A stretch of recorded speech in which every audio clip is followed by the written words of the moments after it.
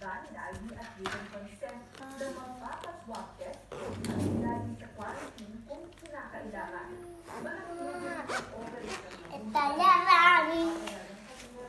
Kailangan din yung pasipatid physical distancing, kaya kaunti lang ang maisasakay nila. Mula yung So, today, hindi pa handa. Palagay ko, pag naklaro na yung tungkol sa pasahero, at magkakaroon ng usawaan ng mga operito, at siguro, within the next few weeks, ma-iron out natin yung mga